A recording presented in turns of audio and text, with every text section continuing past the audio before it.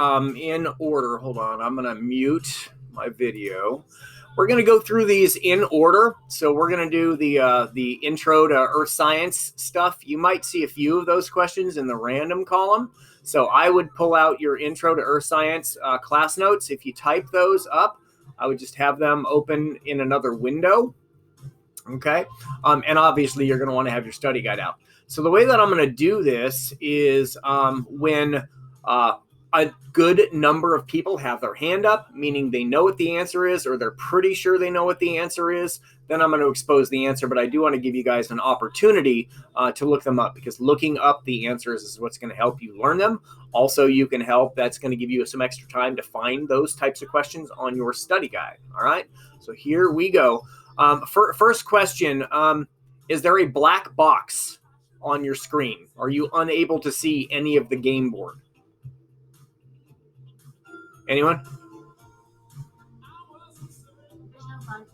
Okay, fantastic. Okay, because in the past when I had the participant list up where I'm looking for hands up, some people said that there was something blocking the screen. Okay, cool. Thank you. Of course, I get a phone call. Potential spam. No, I'm not answering you. Sorry. All right, here we go.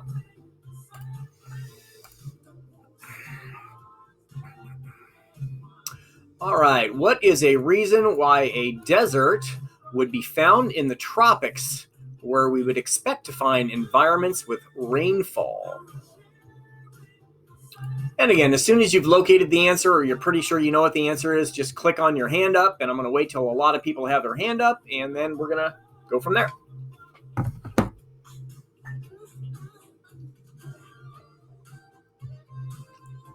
What type of atmospheric characteristics would discourage rainfall, even if it's near the equator?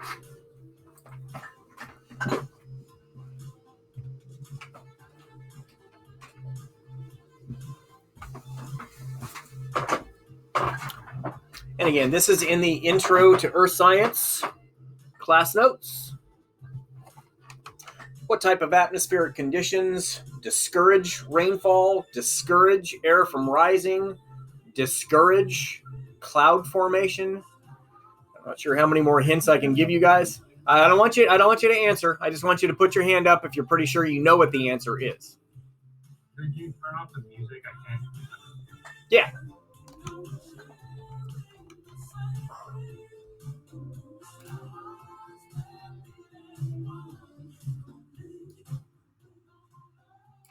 Is that better, Oliver? Can you hear me, Oliver? Okay.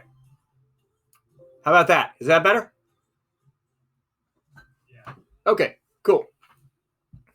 All right, so I got one person with their hand up. I'll give you guys about 45 more seconds. So look for that part in your intro to earth science class notes where it talks about cloud formation, why the tropics typically have more clouds.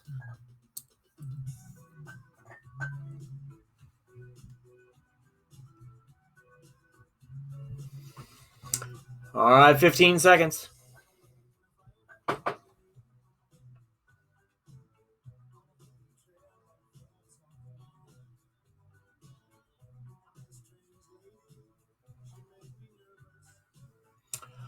A few more people have found the answer. Good, good, good. All right, here we go. It's related to high pressure. All right, let's see.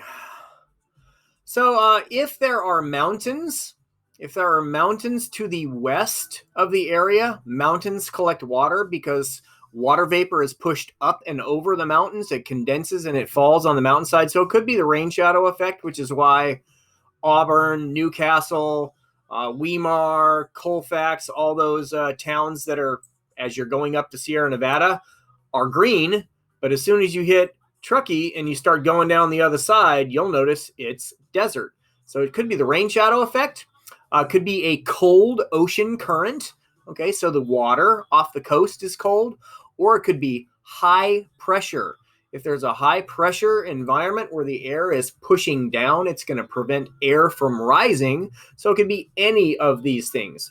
Again, the rain shadow effect is when water vapor is pushed up over a mountain. It causes it to condense because it gets cold. It loses its ability to hold the water vapor. It forms rain droplets and it falls. And then the air that goes up over the mountains is dry. So obviously that air wouldn't have as much water vapor. Could be a cold ocean current, or we could have high pressure systems. And rain shadow effect and high pressure systems are the reasons why the Sahara Desert, which is actually at the tropics, is dry. Okay. All right, here we go. And I'm not really sure if the ocean currents off the west coast of Africa are cold or warm, but that could be another influencer. Okay, hands down, please. We'll get to the next question. If you do have a question for me, go ahead and just ask it. All right, here we go. Next one. Which layer of the atmosphere does most global warming take place within? What's the cause of wind currents curving either clockwise or counterclockwise in the north or south hemispheres?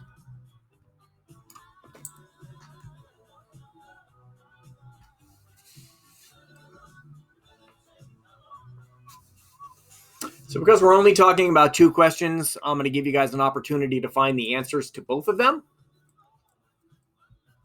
I'll give you a hint for the first question. Which layer of the atmosphere has most of the greenhouse gases or most of the pollutants in it?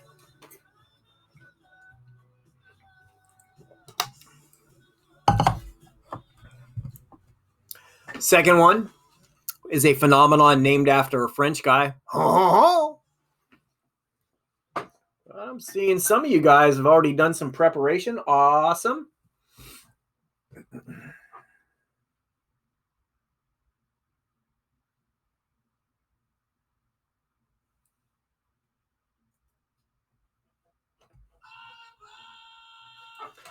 Yeah, I don't know if I'm in the mood for Ozzy today. He is 80s, though.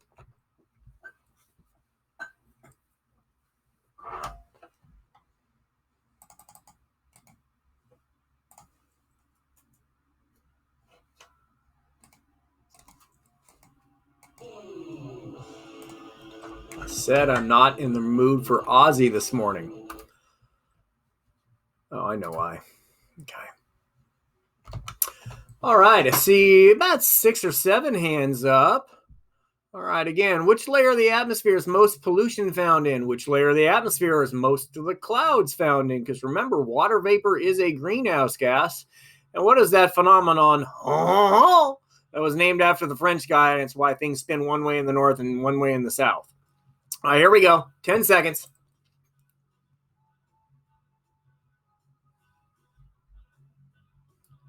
And I'm just realizing that while I'm recording this video, the hand box is going to cover some of the questions, and I apologize for that. I will be more mindful of that for the rest of the game. All right, here we go, kids. It's the troposphere. We live in the troposphere. That's where most of the pollution is found. That's where most of the carbon dioxide and the methane and the water vapor and the carbon monoxide is found. There's a slight greenhouse effect in the stratosphere because ozone is a greenhouse gas, but the majority of the warming is happening in the troposphere, and that's a problem because that's where we live, and that's where ice is found, and that's where the poles are found. It touches the troposphere. And then that phenomenon caused by the spin of the Earth and the friction with the atmosphere, the friction with the troposphere is referred to as the Coriolis effect. All right, on to the next one.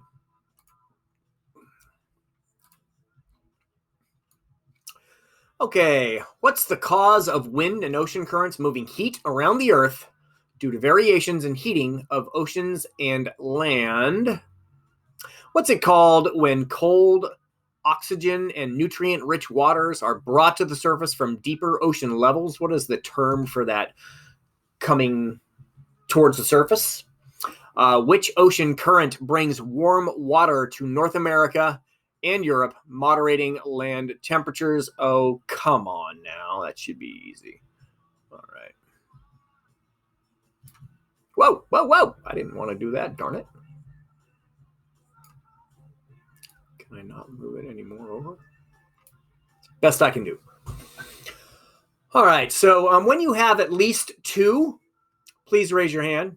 Everybody should have the last one.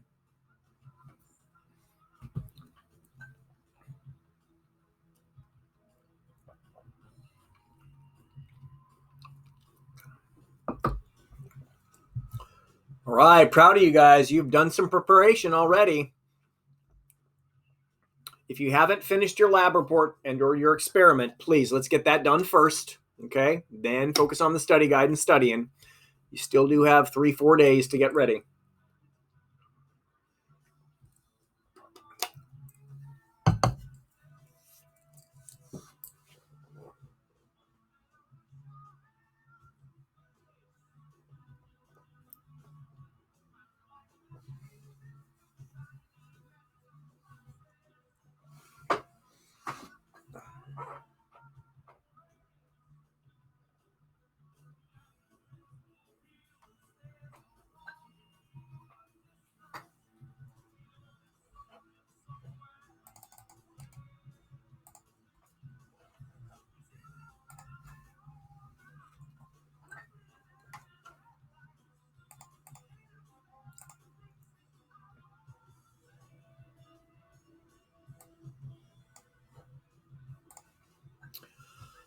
All right, I got about a third of the class feeling pretty confident about this. About 30 more seconds.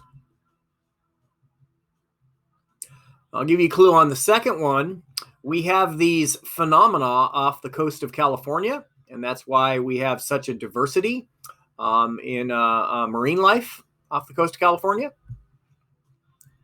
It's also why we have sharks off the coast of California. All right, seeing lots of hands. You guys are going to kill this test. All right, here we go. 5, 4, 3, 2, 1. All right, here we go. Okay, so it's differential heating. Differential heating is a term that refers to an inequity of sunlight and solar radiation. More comes to the tropics and the equatorial regions, less comes to the poles. So that's referred to as differential heating. And that creates the need for atmospheric air currents to move the heat from the equator towards the poles, and also ocean currents to move that excess heat towards the poles. Upwelling currents are what are referred to as cold ocean water, bringing it nutrient and oxygen rich waters towards the surface, and the North Atlantic current or the Gulf Stream current. All right, moving on to chapter 1. All right, creating and using renewable resources of construction material is an example of blank development. OMG. This should be fresh on your brainium. I want to see a hand up. Come on, you just wrote this down today. Sorry, Rat. I'm not in the mood for 80s metal today. Yeah, not that one either. All right, this is a mild one. All right, what type of development is that by using renewable resources? All right, here we go. That is called sustainable development. All right, cool. Also, do know this. There are a couple test questions that are not represented on the study guide, typically ones that should be easy for you because we've talked about it a lot. I'll leave off on occasion. Every question in Jeopardy is definitely in some form on the test, okay? All right, so you can pretty much match these types of questions up with the study guide questions, all right? All right, here we go. Next one. List 3 reasons for starvation or famine. The following are benefits of blank. Let's see, I can't read this. Sorry. These residents tend to live longer and have lower infant mortality rates. Recycling is more economically feasible because recyclables are concentrated. These residents have better access to medicine and education. I think I know what the second one is.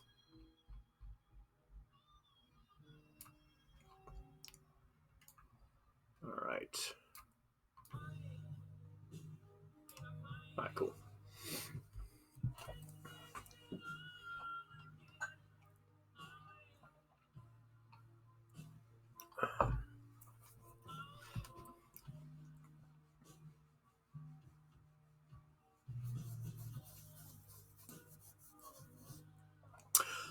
All right, so a hand up if you know what both of them are, or you think you know what both of them are. And again, I'm really kind of discouraging guessing.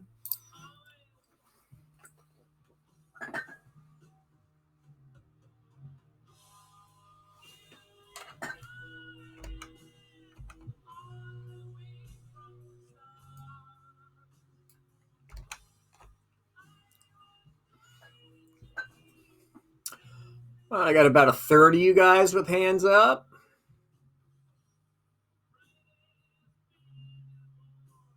I have a question, and somebody who knows the answer or can just simply unmute themselves. Are teachers able to share screens in breakout rooms? So, for example, if I put 5 or 6 of you guys in a breakout room, would I actually be able to still show you this PowerPoint? Have any teachers done that for you?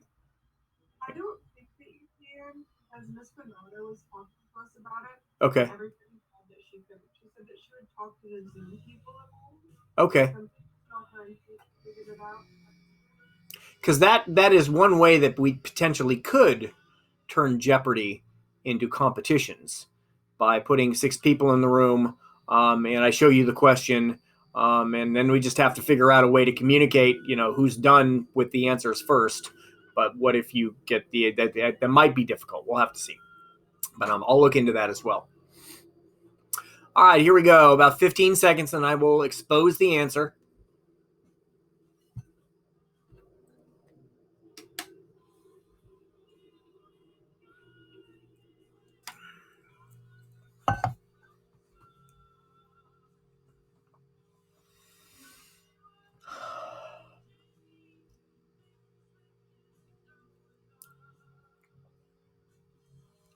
All right, here we go, kids. Okay, so 3 reasons for starvation, famine, drought, population increase, climate change, deforestation. There are lots of reasons for starvation or famine. And urbanization. I grew up in a really small town. There were about 5,000 people in the town that I grew up in Quincy in Plumas County. So, of course, when I was a teenager and there wasn't anything to do other than ride your bike or drive your car to the river and swim, there wasn't a whole lot to do. All I wanted to do was go to the city. Now that I've been here for 32 years, I don't know. I'm kind of looking forward to maybe a quiet life again. But you move out into rural areas, when you're surrounded by trees, you definitely are susceptible to wildfire. There's wildlife, bears and cougars and mountain lions out there. If you get hurt, maybe the closest hospital is 15, 20, 30 miles away. Might not even be a trauma hospital, so they might have to medevac you to a city. There's more first responders in cities, so you're going to get attention quicker. So there are a lot of benefits of living in the city. The pollution, the noise, the crime, those are things that I could live without. So, urbanization, in 20 or 30 years, there are probably going to be 15 to 20, 30 more mega cities. And people are moving to the city. It's easier to find a job in the city. There are lots of benefits, but if you're here for a while, you start to get tired of it a little bit. So we'll see what happens to me after I retire, when I'm getting ready for retirement. All right, here we go. True or false? A non-utilitarian value or non-utilitarian values. Oh, hold on. It is grammatically correct. My bad. A non-utilitarian values forests because they provide lots of fuel wood. True or false? Reduced human population has had an effect on the environment. A blank society would emphasize using energy efficiently and reusing and recycling matter. So if you get 2 out of 3, you've got 2 out of 3, or you're pretty sure 2 out of 3, throw your hand up. Wave it in the air like you just don't care.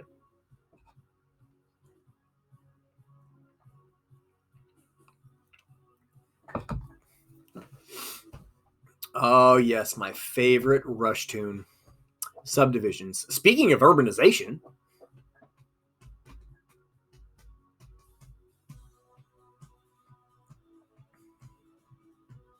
and if you live in College Glen, like I do, or College Greens, call it what you will, or if you live in Arden Park, you are probably living in one of the first developments or first subdivisions of Sacramento. I don't really count ESAC as subdivisions because a lot of the homes aren't built the same. But at least in my neighborhood, there's like 4 house types in Arden Park. I'm not sure if it's the same as it is over on this side of the river, but back in the 70s, these houses were built, and it was really started to expand from there. Okay, about 30 more seconds. Again, if you think you know 2 of the answers, put your hand up.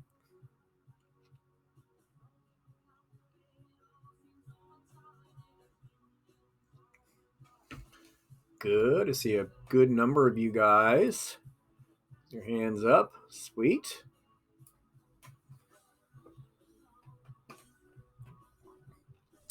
About 10 seconds.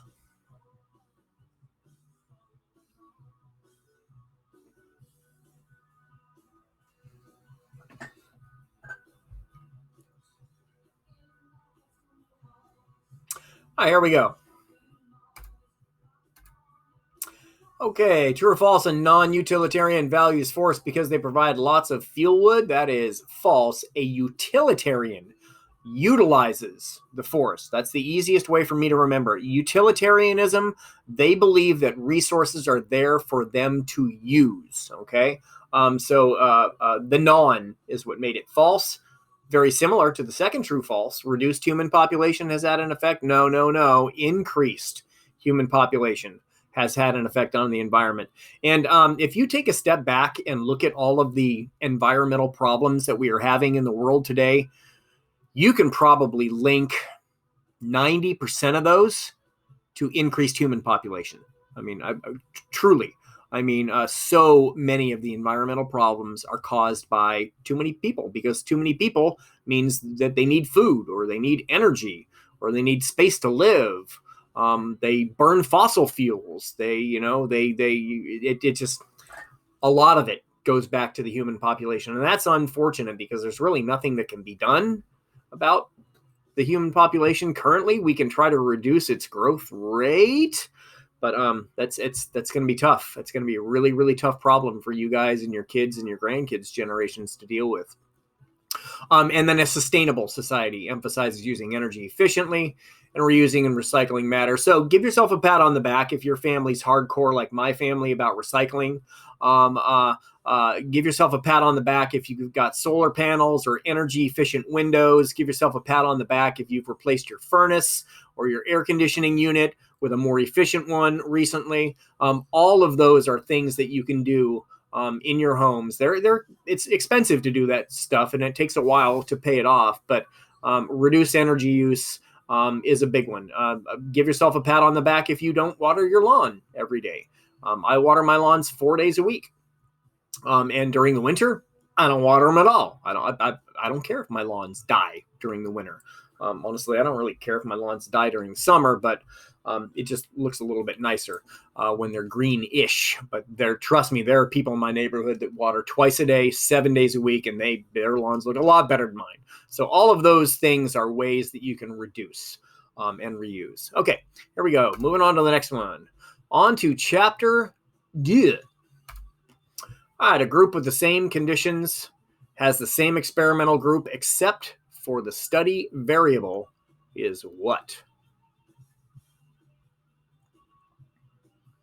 And this you shouldn't even have to look up. I hope you shouldn't have to look this up.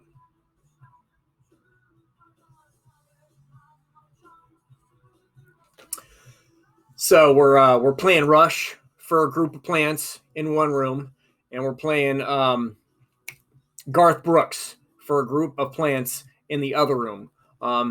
Everything has to stay the same except for Garth Brooks and Rush. All right, what do we call that group where you don't change anything? 5, 4, 3, 2, 1. That's called the control group. Okay, and good. Let me let you back in.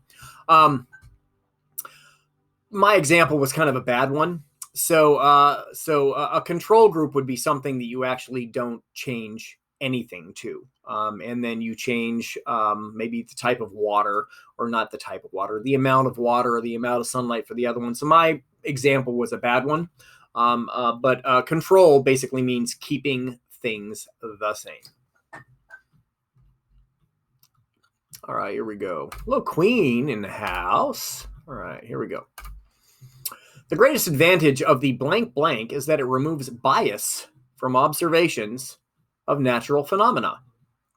Scientists used two types of food to see which one attracted insects more. After looking at the data, it was concluded that insects preferred one food type much more than the other. Which type of reasoning was used? Remember, there are two types of reasoning. There was, I can't even remember now. One was I can't remember. It's gone. Starts with a D. Yeah, it's gone. I'm not looking at my notes like you guys are.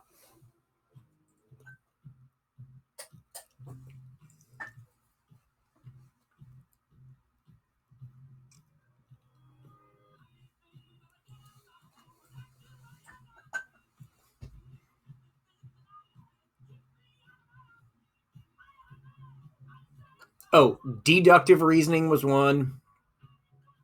What was the other one?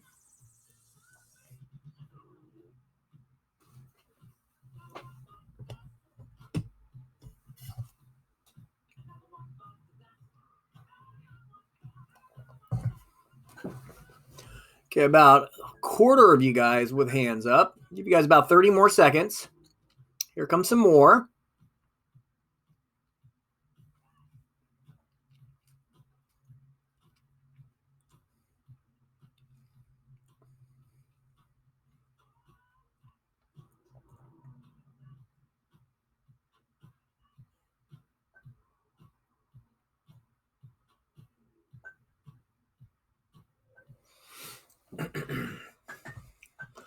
Here we go. We got about half of the class with a hand up. Okay, cool. All right. Okay, the scientific method removes bias from observations of natural phenomena. Good. Deductive, of course, the other one would be inductive. Inductive reasoning is the type used for the scenario of looking at the data. Was concluded that insects preferred one food type much more than the other. And one of them deals with,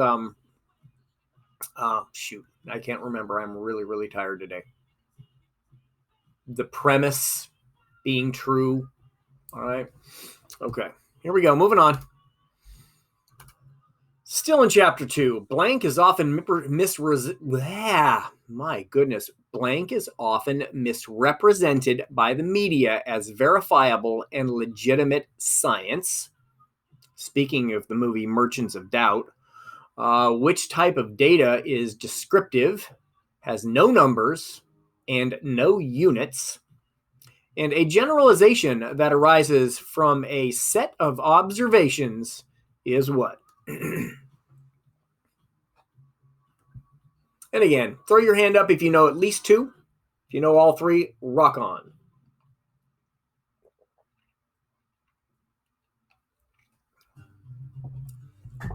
Little Violent Femmes.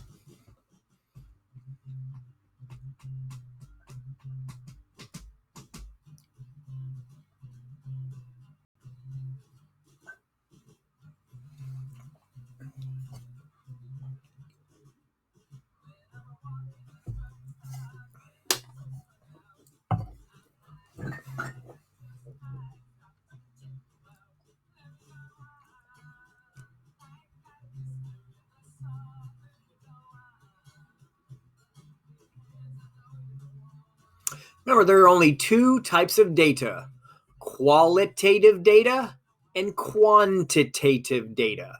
One is specific, you need tools, it's got numbers, it's got units. One is vague, usually leads to more questions.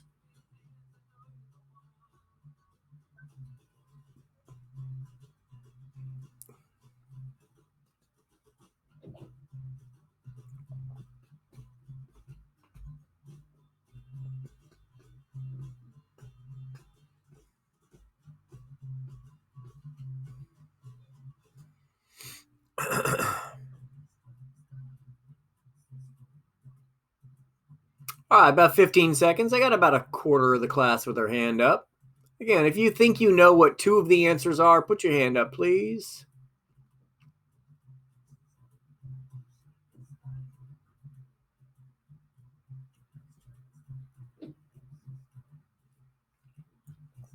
By the way, the last couple days I have been adding comments to your Merchants of Doubts reactions.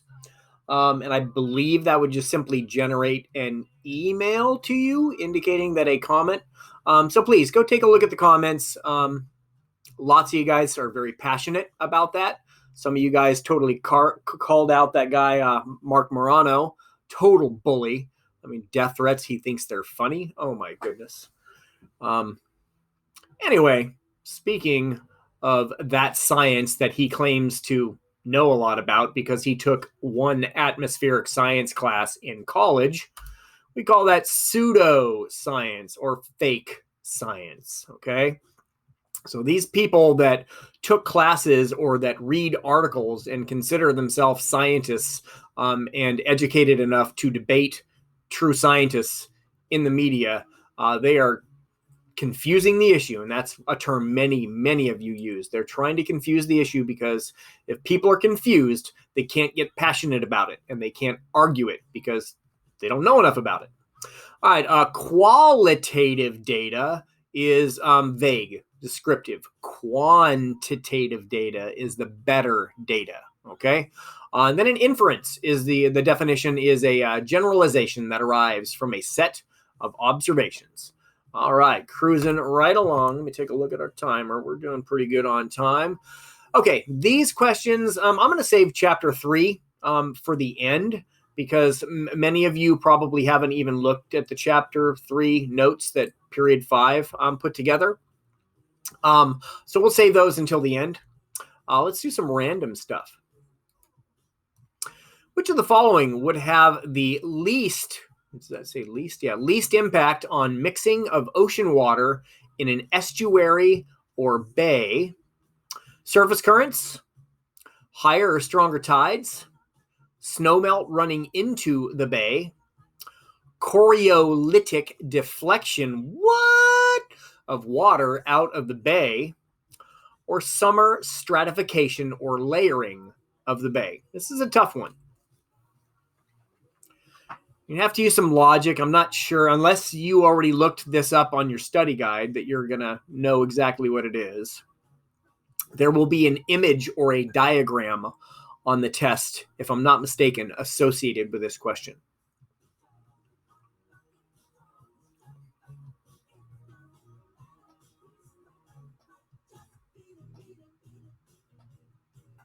The least impact, meaning many of those up there would actually impact mixing of ocean water in an estuary or a bay.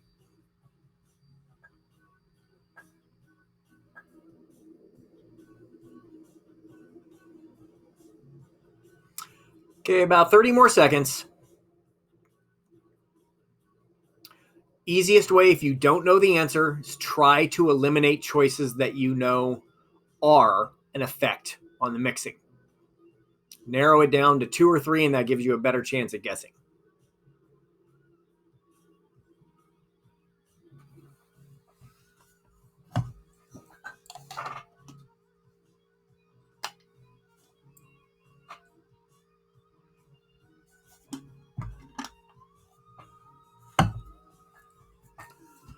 About 10 seconds.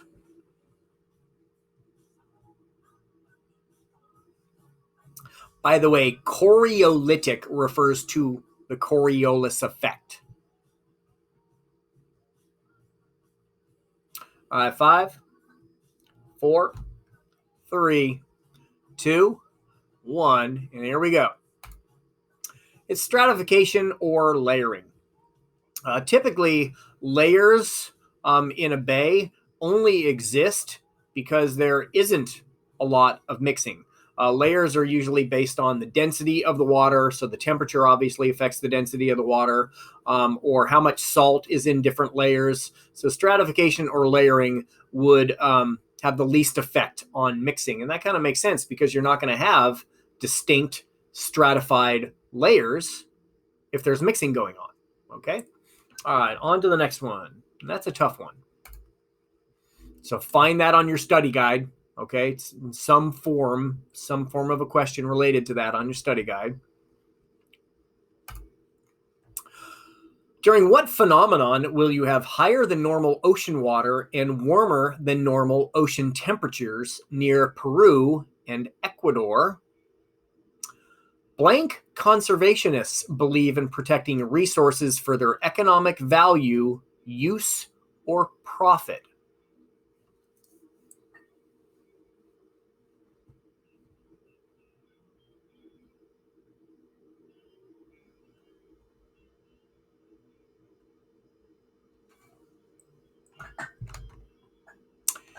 Yeah, we're not going to listen to Metallica this morning. Sorry, Metallica fans. It's a great song, but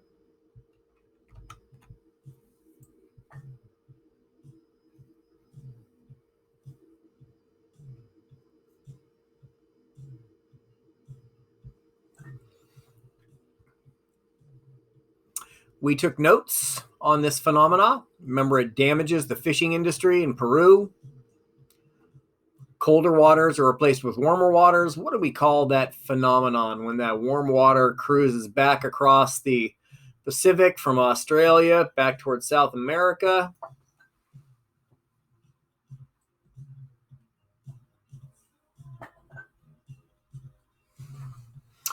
About 15 seconds. See a couple hands.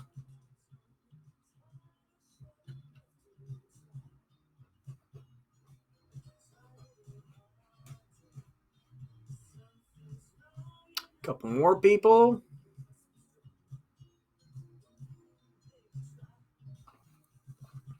Here we go. All right, that phenomenon is called El Nino Southern Oscillation, or ENSO, or simply El Nino. And then utilitarian conservationists, remember, utilitarian means they believe resources are there for them to use. And in many cases, using means taking out of the ground, refining, and selling. And unfortunately, utilitarian conservationists usually don't do that in a sustainable fashion. It's usually based purely on maximizing profits as quickly as possible and then moving on to the next patch of land. All right. All right, 4 questions here. All right, as air masses rise, they may result in rain. This fact is true because as the air mass cools, it is capable of holding blank moisture. Is that more or less moisture as the air mass cools? Which wind currents are found between the equator and 30 degrees north and south? They have rising air, which leads to cloud formation, and they also have surface winds blowing towards the equator. Remember, there are only 3 wind zones. Which seismic wave is the fastest and least destructive? It's the one that you feel as a jolt if you feel it. And a set of components or parts that function together to act as a whole body is what?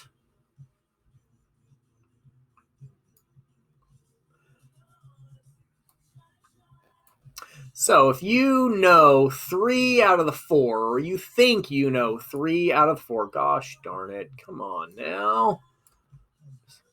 Raise your hand. Leave it here. That's about as far over as I can move it. Sorry about that, kids.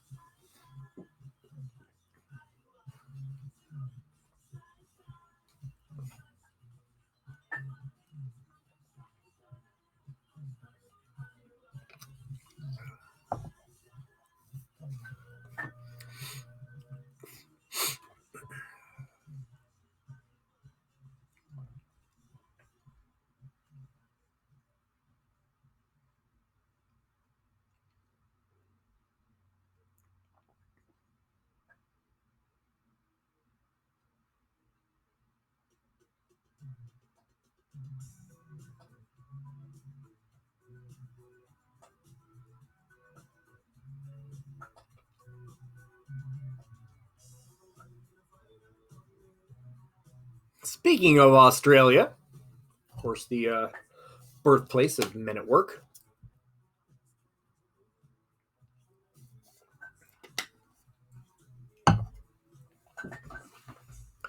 I got a couple people with hands up. Remember, if you think you know the answer to at least 3 of them, please raise your hand. Otherwise, I'll think that you need more time.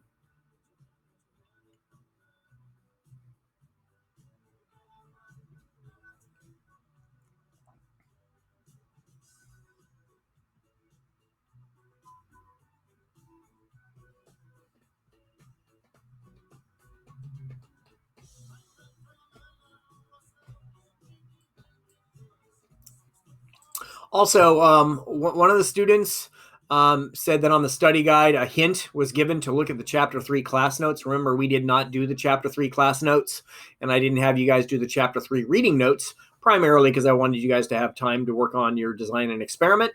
But obviously, if it's not, that answer is not in the web chapter or period 5 created, you're not going to have that advantage. So I put out that PowerPoint on the classroom. You don't need to copy it down. Just simply you have access to it if you want to look at the Chapter 3 class notes.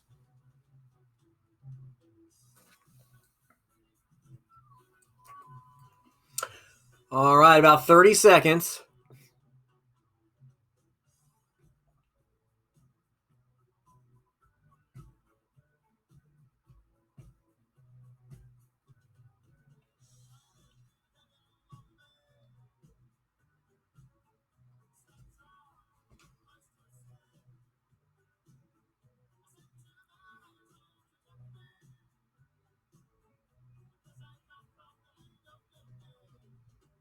Uh, 10 seconds.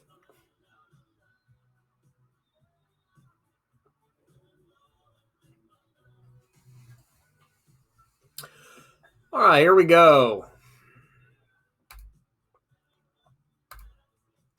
Okay, so as air rises, it gets colder because remember, the only layer of the atmosphere where it actually gets warmer as you get further from the surface is the stratosphere, but clouds are in the troposphere. So as you get further from the surface, it gets colder and the molecules vibrate less, which allows them to get closer together, and we call that process condensation.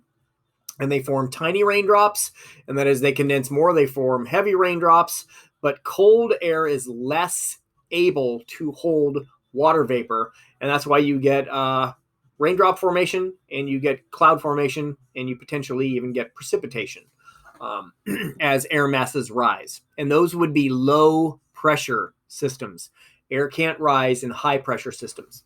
Which wind currents are found between the equator and 30 degrees north and south? Those are the trade winds. So the trade winds are, remember, they are easterly wind currents.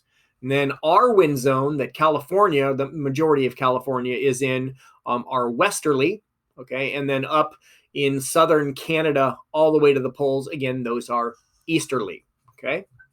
All right, let's see. Which seismic wave is the fastest? Primary. It's the first one to get there. Okay, and that makes sense. Primary first. Okay, fastest, right?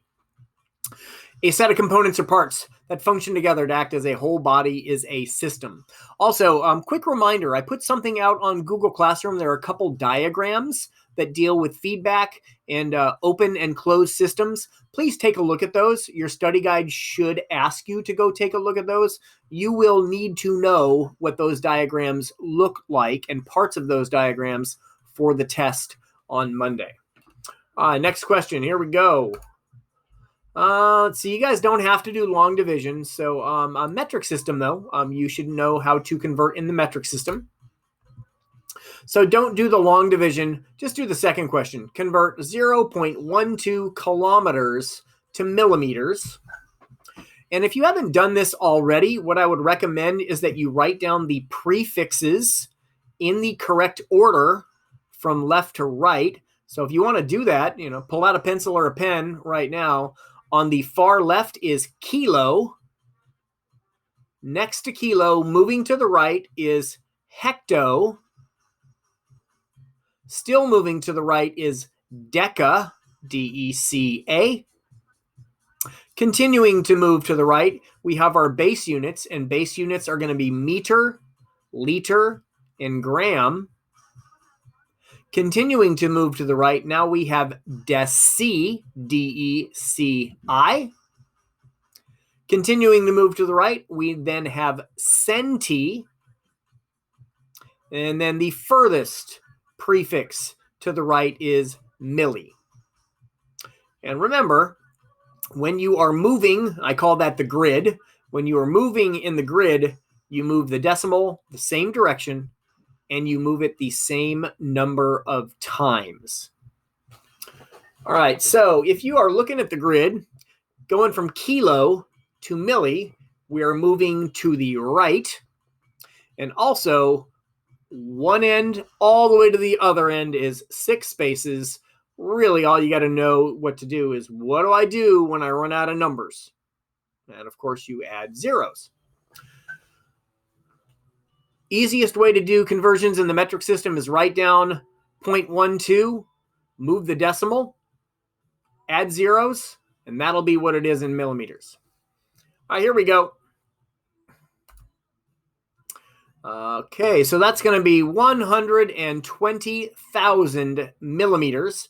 And again, kind of the logic that I use, and I really encourage my freshmen in biology to use, is when you are moving from a larger prefix, kilo is 1,000, to a smaller prefix, milli is 1/1000th. Okay, when you move from larger to smaller, the number should get larger. When you move from a smaller prefix to a larger one, the number should get smaller. Okay, so this case, kilo is bigger than milli. We're going from kilo to milli. My number should get bigger. 0.12 going to 120,000. Of course, that's bigger. So that's kind of a logic check to make sure that you move the decimal in the right direction. All right, next one. Okay. Okay, don't do this last one. Just do the first 2 conversions. We're going milliliters to liters, and we're going kilograms to milligrams. Again, once you've done this, raise your hand. For those that do know how to convert in the metric system, usually it only takes a couple seconds.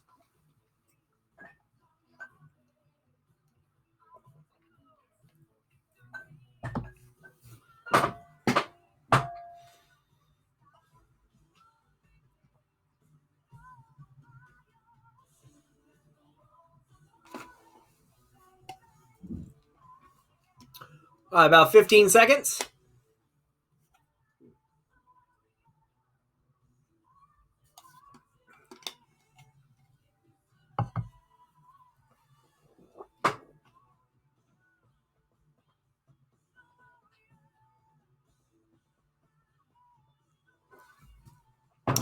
All right, here we go.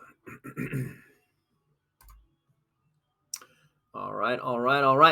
So we are going from milliliters to liters. That is moving to the left in the grid, left 3 spaces. So here, where did I do that? Liters, Oh, yeah. Okay, my bad. So 3 spaces to the left. That is going to be 1, 2, 3 spaces. I need to add a 0, so it's going to be 0.04278994. Second one, I don't know. Let me move this over here. There we go. So we are going from kilograms to milligrams. Same thing. We're moving the decimal 6 places to the right. This is a little bit easier for you because you move it 3 spaces to get to the end of the zeros, 3 more spaces, and that gives us 217.0 milligrams. Let's use my logic. Milliliters to liters, I'm going from smaller to larger, so my number should be smaller. It is. Kilograms to milligrams, I'm going from big to small. My number should get bigger, starting out as a really small number and ending up with a larger number. So my logic is sound there. And again, you're not going to have to know how to do long division because you're going to be using calculators. All right. Okay, here we go. Last one in this column. All right, so we're going hectometers to meters. We're going centiliters to liters. And again, ignore these last two. I know those of you that know how to convert in the metric system are probably getting pretty bored with this by now, but not everybody does, and some people need the extra practice, so I'm going to give them that opportunity.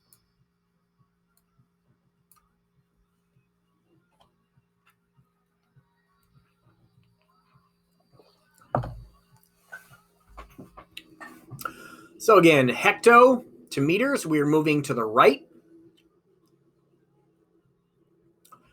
And hecto is larger than meters because meters is the base unit.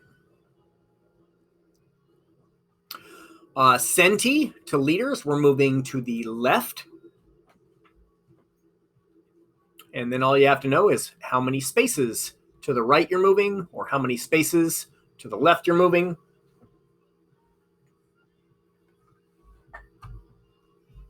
So what I would recommend that you do if you have not written down the grid yet is write that down and just have it available to look at when you see the test. There will be at least one or two metric system questions on the test. Or write it on your study guide. I might have even put the grid on the study guide. I don't remember. I've looked at the test recently, but I have not looked at your study guide recently. All right, here we go.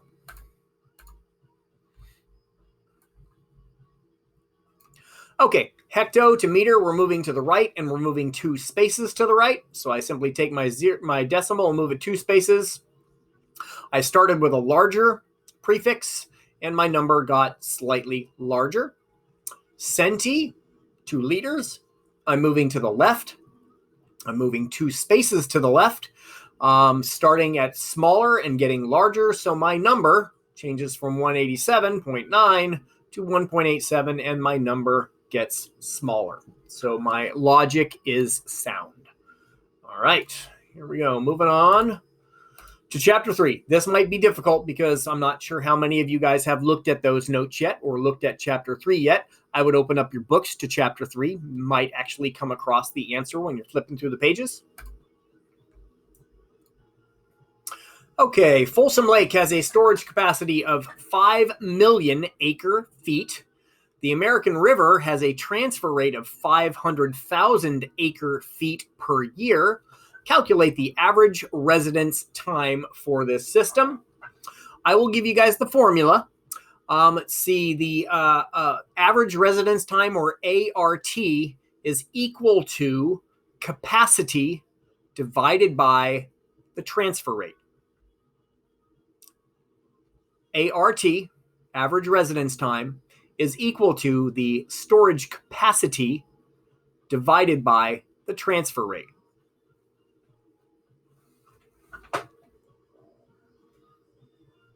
And I made the numbers nice and round for you. Matter of fact, some of you guys know all you got to do is just do something to the zeros. Some of you guys are going to use a calculator. That's fine.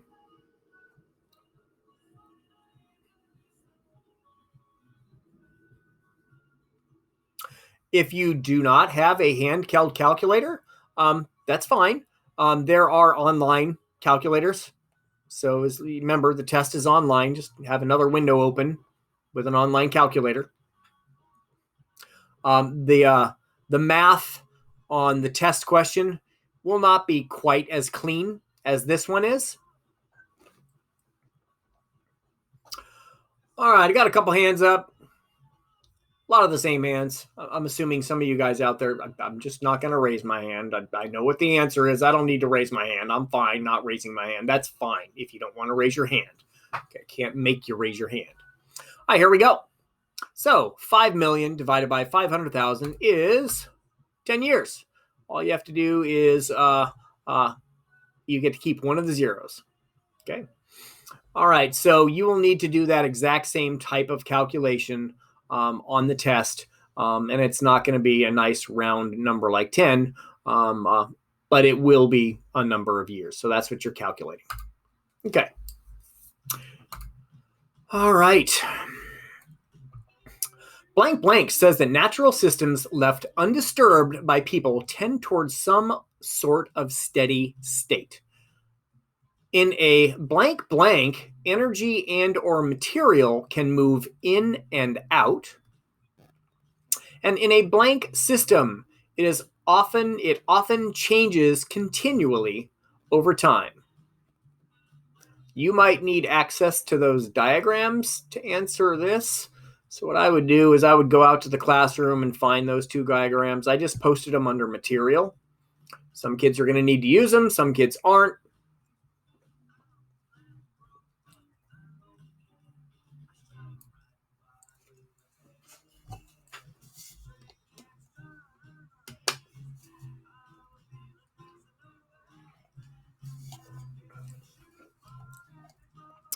I got a candy question. That's a question you get your candy. If you know the answer to the candy question, are you ready for the candy question? Who can unmute themselves and tell me what genre of music the Stray Cats are? What genre?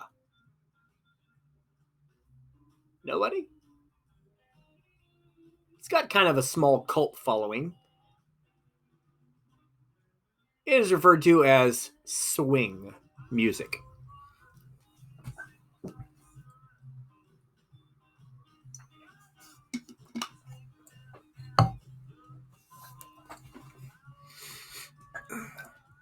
Okay, if you know the answer or you think you know the answer to at least two of these three questions, please put your hand up.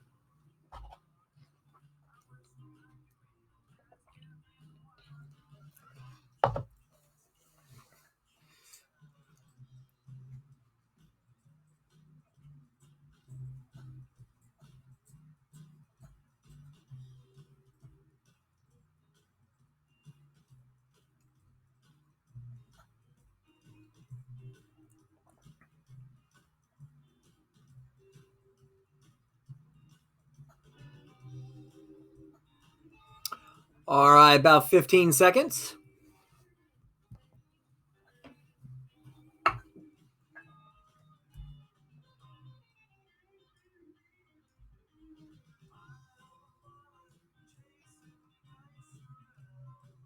Okay, 5, 4, 3, 2, 1. All right, here we go. Okay, dynamic equilibrium says that natural systems left undisturbed by people tend towards some sort of steady state. In a blank, energy and or material can move in and out. That is an open system. That makes sense. You can move in and out if it's open. And in a dynamic system, it often changes continually over time. Last questions. The environment at a global level has been changed by life throughout history, and these changes have tended to improve the chances for life to continue. This is a definition of what? What type of pressure is associated with rising air and rain? And list two characteristics of the Missouri River.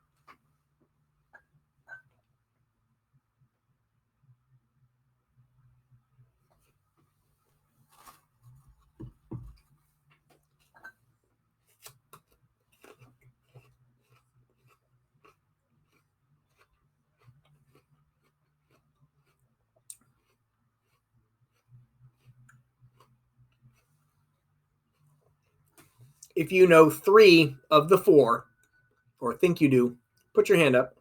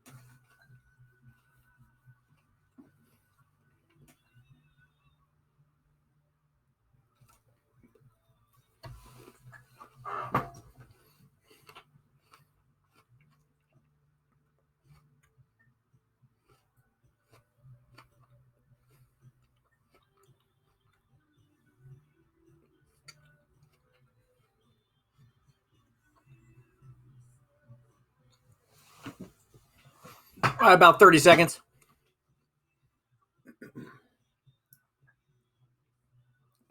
And I've changed my mind. I am going to record one of these videos for every class. So it takes a couple hours for it to get to my Google Drive, and then for me to upload it to YouTube, and then for it to be viewable on YouTube. So I will put this up later on today. So you guys will have your video. Period 3 will have their video, and period 5 will have their video. It's no business of period 3 who was raising their hands most often in period 1, and it's no business of period 5. Alternately, you guys don't need to see who was raising their hand in period 3 and period 5 too often. So I will make individual videos for each class. Okay. All right, 10 seconds.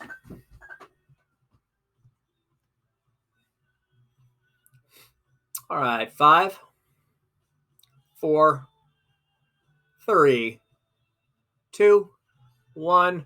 All right, here we go. It's called the Gaia hypothesis. Obviously, the environment at a global level has been changed by life throughout history, and these changes have tended to improve the chances of life to continue.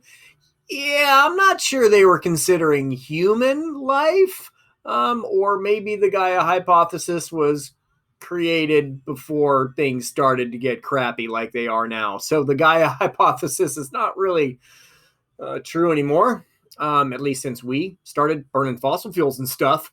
Low pressure encourages air rising, raindrop formation, and precipitation. I work on my diction. Missouri River drains 1/6 of the U.S. It is 2,000 miles long. It's got 6 dams, and it's had major floods in 1927 and 1993. I'm sure there are probably a few other characteristics, but as long as you know those, you'll be able to get that question correct. All right. I do believe that is it, ladies and gentlemen. Whoa, whoa, whoa, whoa. That is it. Okay. Does anybody have any questions for me before I turn you guys loose? Again, I will be putting this up in your Google Classroom later on today. Please do not forget, write me a good lab report. Okay. If you haven't actually collected your data yet, you should probably start doing that pretty soon. Remember, try to give it at least like 10 trials. The more trials that you have in your experiment, the closer your data should be to your hypothesis. But really, I'm not totally hung up on that. I just want this to be an exercise for you guys to know how I want you to write lab reports, and an opportunity for a little bit of fun. Maybe you're learning something that you always wanted to learn. Maybe you're not. That is unimportant. It is just the activity of actually collecting the data in a controlled experiment, identifying the variables, and writing me a lab report. Don't forget, whatever makeup work you get me by tomorrow night or really early Saturday will influence your grade before I lock in your progress reports. And unless you have any questions for me, have a great Thursday, and we will see you next Monday. You're welcome. Have a good one. You too.